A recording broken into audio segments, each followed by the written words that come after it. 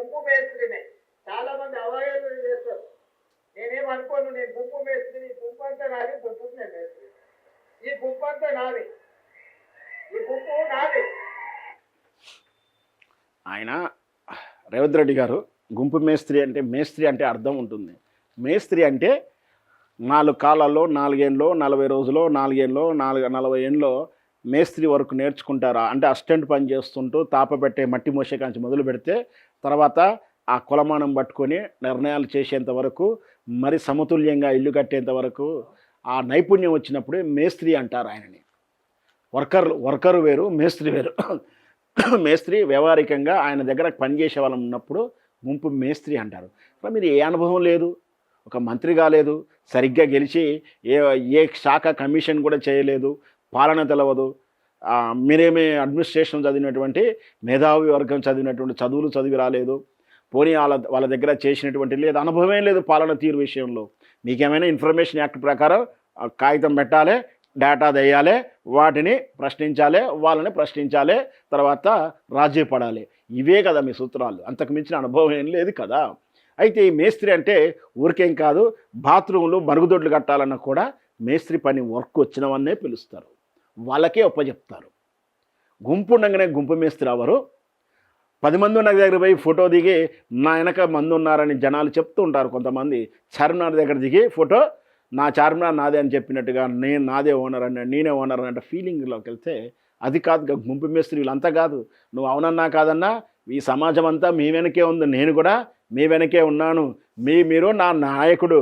భారత రాజ్యాంగం ఇచ్చినటువంటి హక్కుల ప్రకారం సూత్రాల ప్రకారం మీరు మా నాయకుడు, మీరు మాకు మేస్త్రి అవుతారు.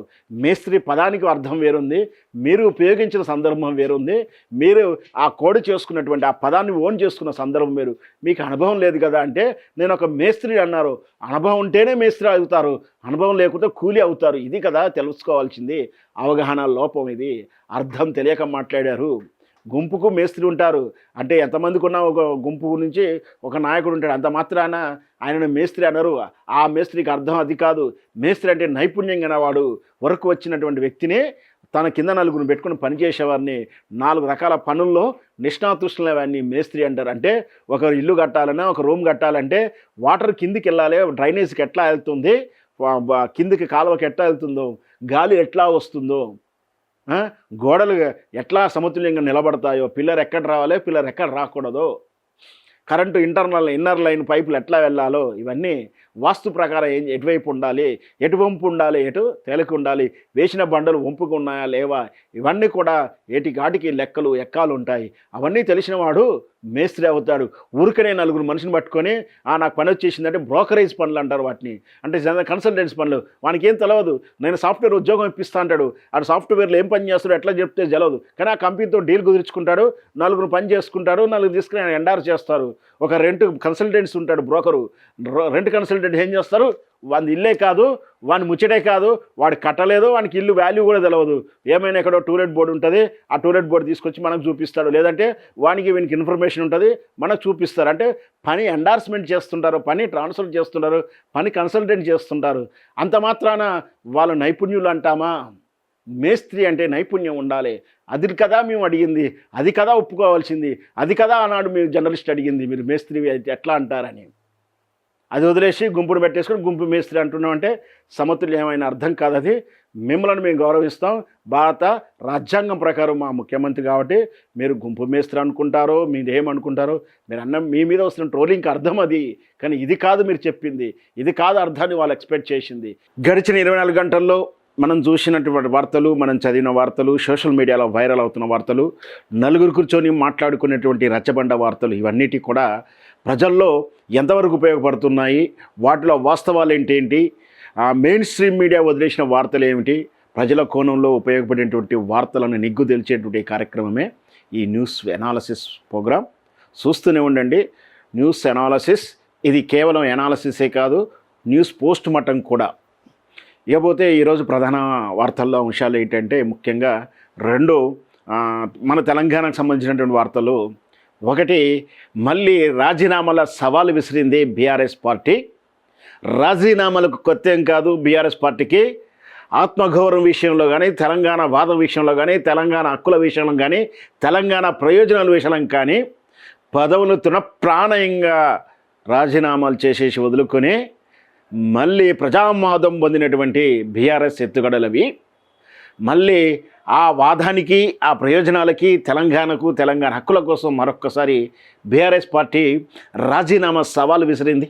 ఆ వివరాలు ఏంటో తెలుసుకుందాం.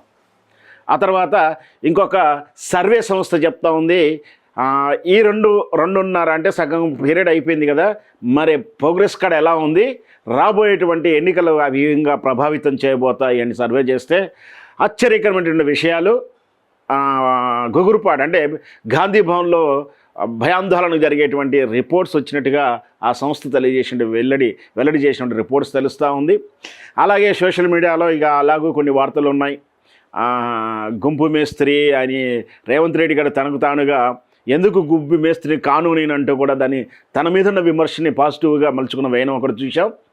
ఇంకొక వార్త కూడా ఉంది, రేవంత్ రెడ్డి గారు పేరు మర్చిపోతే అరెస్టులు చేస్తారు, వేధిస్తారు, నన్ను మర్చిపోతారా అని సోషల్ మీడియాలో చాలా చర్చ జరిగింది. అగో మళ్ళీ ఒక్కసారి ఏకంగా నారా చంద్రబాబు నాయుడు గారు రేవంత్ రెడ్డి గారి పేరు పలకడానికి మర్చిపోయాడు, అదొక ట్రోల్ అవుతుంది. అదొక విషయం చూద్దాం. అలాగే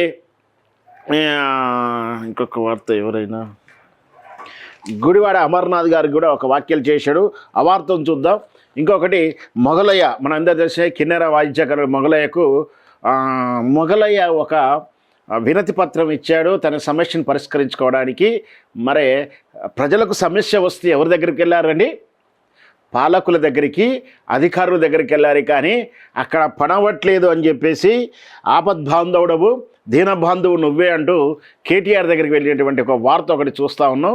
చాలా ఆశ్చర్యకరమైన వార్త ఇది. ఎందుకంటే ఎవరైనా సరే తన ప్రాబ్లమ్స్ ఉన్నాయి, పనులున్నాయి, మా పని అవ్వట్లేదు అని చెప్పి అధికార పార్టీ యంత్రాంగానికి వెళ్తారు, లేదా అధికారుల దగ్గరికి వెళ్తారు. కానీ ఈ మధ్యకాలం చాలా విషయాలు చూస్తున్నాం, మా పనులు, మా గోడు ఎవరూ పట్టించుకోవట్లేరు, షాడో ఆఫ్ క్యాబినెట్ కూడా డబ్బులు రాలే పనికే పనిచేస్తున్నారు కానీ మా పనులు రావట్లేవు అని చెప్పి బహిరంగంగా వింటున్నటువంటి వార్త. అది ఆపదలో ఉన్నవాళ్ళు, కష్టాల్లో ఉన్నారు, దిక్కులేని వాళ్ళు తప్పని పరిస్థితుల్లో కేటీఆర్ గారిని కలవడే విధానం ఒకటి చూస్తాను. అలాగే ఈ మొగలయ్య గారు కూడా కేటీఆర్ గారిని కలిసి తన సమస్యను వెల్లడించుకున్నారు. ఆ వార్తలు ఏంటి, ఆ వివరాల్లోకి వెళ్ళి పూర్తిగా తెలుసుకుందాం. ఇకపోతే ఇప్పుడు ప్రధానంగా బీఆర్ఎస్ పార్టీ సవాలు గురించి మనం ఒకటి వార్త చూడబోతాం.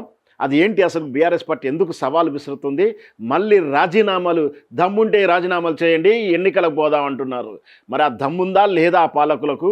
ఎందుకు ఈ అస్త్రాన్ని మళ్ళీ ప్రయోగించారో ఇవన్నీ కూడా వివరంగా తెలుసుకునే ప్రయత్నం చేద్దాం, విశ్లేషిద్దాం. అసలు నిన్న బల్కా సుమన్ జైలు నుంచి విడుదలవుతూ చేసినటువంటి సవాలు సామాన్య వాక్యాలుగా మనం చూడడానికి వీలు లేదు. దాని వెనక ఖచ్చితంగా దీర్ఘకాలిక ఎజెండా ఉంది.